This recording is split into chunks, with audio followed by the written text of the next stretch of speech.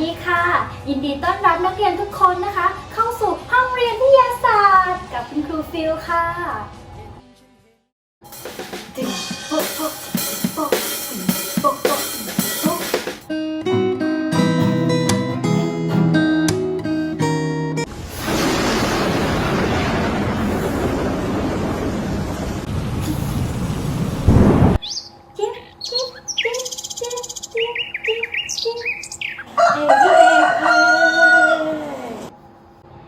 เห็นไหมล่ะคะนักเรียนในรอบๆตัวของเรานะคะ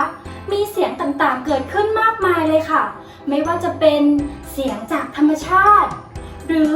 เสียงที่เกิดจากมนุษย์สร้างขึ้นนักเรียนคงสงสัยกันใช่ไหมคะว่าเสียงทั้งหมดที่เกิดขึ้นมานั้นเกิดขึ้นมาได้อย่างไรและเราสามารถได้ยินเสียงพวกนั้นได้อย่างไรวันนี้นะคะคุณครูนะคะจะพานักเรียนไปแก้ข้อสงสัยกันค่ะว่าเสียงต่างๆที่เกิดขึ้นรอบตัวเรานะคะเกิดขึ้นได้อย่างไรใช่แล้วล่ะค่ะวันนี้นะคะนักเรียนจะได้เรียนในเรื่องเสียงกับการได้ยินค่ะหรือในภาษาอังกฤษใช้คำว่า sound and hearing โอเคค่ะนอกจากเราจะเรียนภาษาไทยกันแล้วนะคะเราต้องรู้เป็นภาษาอังกฤษด้วยนะคะนักเรียนเดี๋ยวเราไปทำการทดลองกันเลยค่ะไปกันเลยช่วงเกลือเต้นระบำท่าดามาพบกับครูฟิลในช่วงการทดลองวิทยาศาสตร์กันค่ะวันนี้นะคะเราจะมาทำการทดลองเรื่องเสียงและการได้ยินกันค่ะนักเรียนเดี๋ยวเรามาดูอุปกรณ์ที่ใช้ในการทดลองกันก่อนเลยนะคะอย่างแรกเลยนะคะก็คือกะละมังค่ะกะละมังที่ใช้ในบ้านของเราเลยนะคะ2ถุงดำค่ะ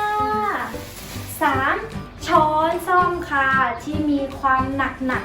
หน่อยนะคะนักเรียน4หนังยางค่ะหรือใครจะใช้เป็นเทปกาวหรืออะไรก็ได้นะคะที่สามารถยึดแน่นๆนะคะและ5ก็คือเกลือค่ะหรือน้ำตาลนะคะที่ไม่มีความชื้นนะคะนักเรียนจากนั้นอุปกรณ์ที่ใช้ในการสร้างเสียงนะคะนักเรียนของที่ครูเอามาวันนี้นะคะก็จะมีถาดสแตนเลสนะคะกะละมังสแตนเลสค่ะนักเรียนขวดแก้วนะคะขวดแก้วและอย่างสุดท้ายก็คือกีตาร์นั่นเองค่ะ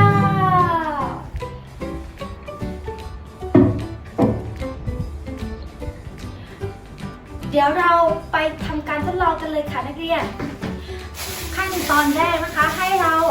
ทำการนำถุงดำนะคะมาสวมเข้าที่กะละมังที่เราจะใช้ในการทดลองอย่างนี้เลยนะคะสวมมาแล้วทำการยึดข้างหลังแบบนี้นะคะโดยใช้หนังยางหรือไม่ก็ใช้เทปที่ทำให้นักเรียนยึดได้แน่นที่สุดเลยนะคะทำการยึดเลยค่ะ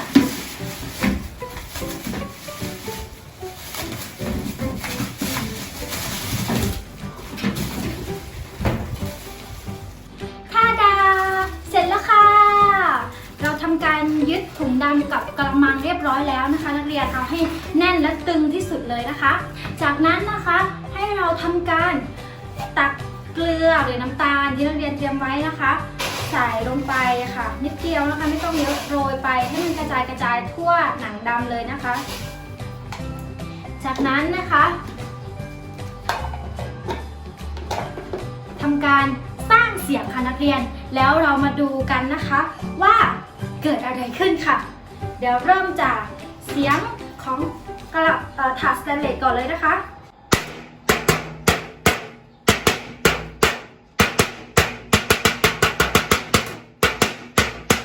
เป็นยังไงกันบ้างคะเสียงแรกของเรานะคะเสียงที่เกิดจากการใช้ฐานเหล็กเคาะฐานเหล็กใช้ซ่อมเคาะฐานเหล็กนะคะมาดูวัสดุอย่างที่2ที่เราใช้นะคะก็คือกระมังสแตนเลสนั่นเองค่ะแล้วเรามาดูการเปลี่ยนแปลงของเมล็ดของเกลือที่เราโรยไปนะคะมาดูใกล้ๆกันเลยค่ะ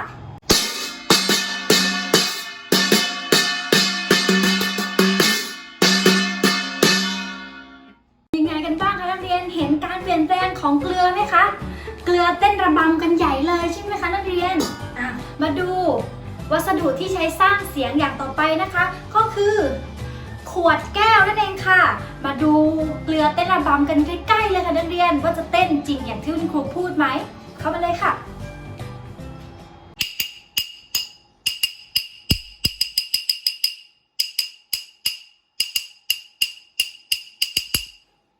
เป็นยังไงบ้างคะนักเรียนเสียงที่เกิดจากขวดแก้ว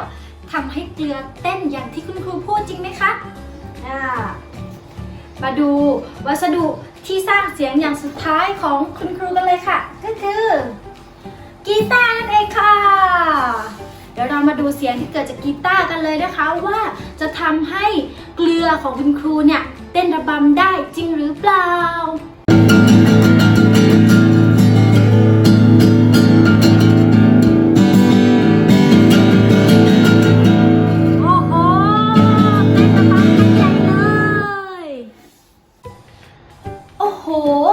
นักเรียนเห็นเกลือไหมคะเกลือเต้นระบำกันใหญ่เลยค่ะนักเรียนสงสัยแล้วใช่ไหมคะว่า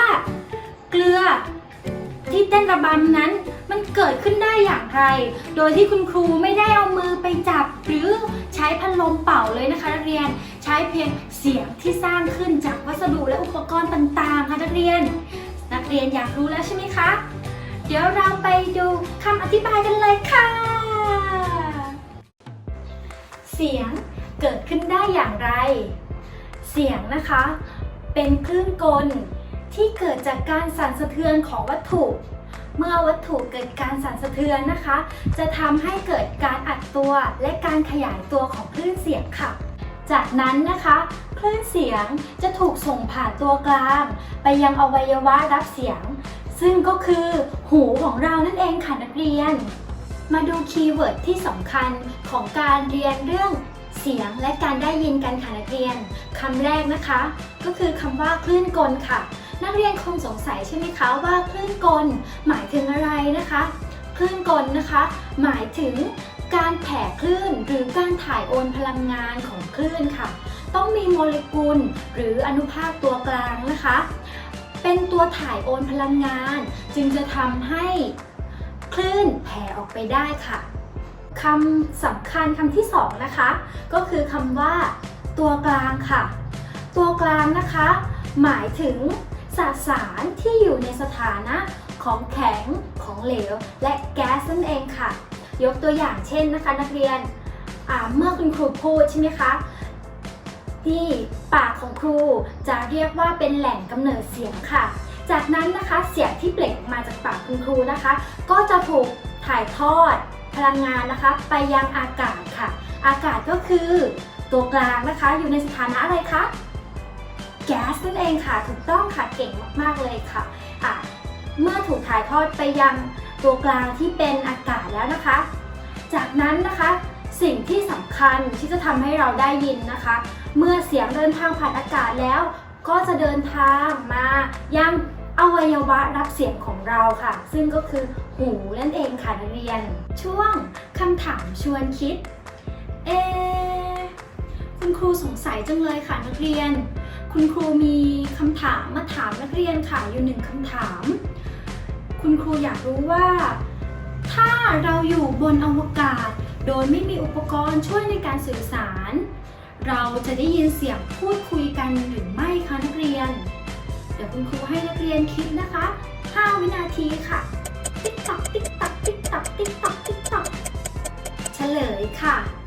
ไม่ได้ยินนะคะเพราะว่าในอวกาศนะคะมีความเป็นสุญญากาศซึ่งไม่มีตัวกลางในการที่จะทำให้เสียงนะคะเคลื่อนที่ไปยังหูของเราได้นั่นเองค่ะนักเรียนช่วงทายซินั่นเสียงอะไร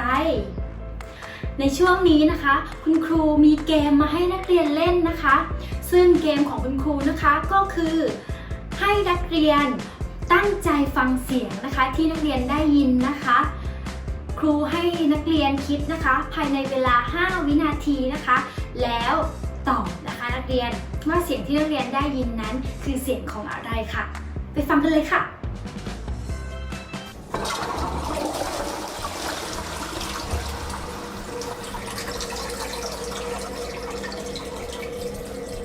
เฉลยค่ะ เสียงแรกนะคะที่นักเรียนได้ยินไปนะคะคือเสียงของอะไรคะนักเรียนใช่แล้วค่ะเสียงกดชักโครกนั่นเองค่ะ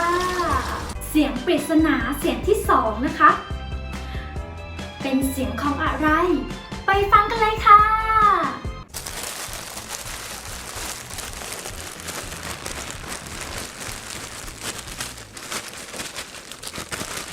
เฉลย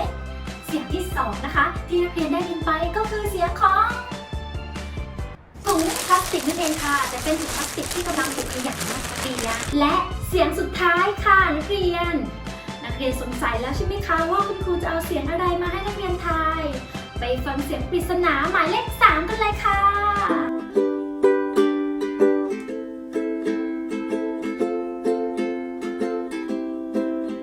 เฉลยนะคะเสียงปริศนาหมายเลข3ก็คือเสียงของเครื่องดนตรีอูคูเลเล่นั่นเองค่ะสำหรับคนที่ตอบถูกทั้ง3ข้อนะคะเก่งมากๆเลยค่ะปรบมือให้ตัวเองหน่อยค่ะเราก็มาถึงช่วงสุดท้ายของการเรียนเรื่องเสียงและการได้ยินกันแล้วนะคะเดี๋ยวเรามาสรุปใจความสำคัญนะคะของเรื่องนี้กันก่อนนะคะนักเรียนก่อนที่เราจะลากันไปนะคะสรุปบทเรียนในภาษาอังกฤษนะคะใช้คำว่า conclusion ค่ะเสียงนะคะเป็นคลื่นกลที่เกิดจากการสั่นสะเทือนของวัตถุนะคะเมื่อวัตถุเกิดการสั่นสะเทือนนะคะก็จะทำให้คลื่นเสียงนะคะเกิดการอัดตัวและการขยายตัวค่ะจากนั้นนะคะคลื่นเสียงจะถูกส่งผ่านตัวกลางค่ะนักเรียนไปยังอวัยวะรับเสียงของเราซึ่งก็คือหูของเรานั่นเองค่ะนักเรียนตัวกลางที่จะทำให้วัตถุเคลื่อนที่นั้นมีอะไรบ้างนะคะที่คุณครูเคยบอกไปใช่แล้วค่ะก็คือสสารที่อยู่ในสถานะของแข็งของเหลวและแก๊สใช่ไหมคะทั้ง3สถานะนี้นะคะก็จะนำพาเสียง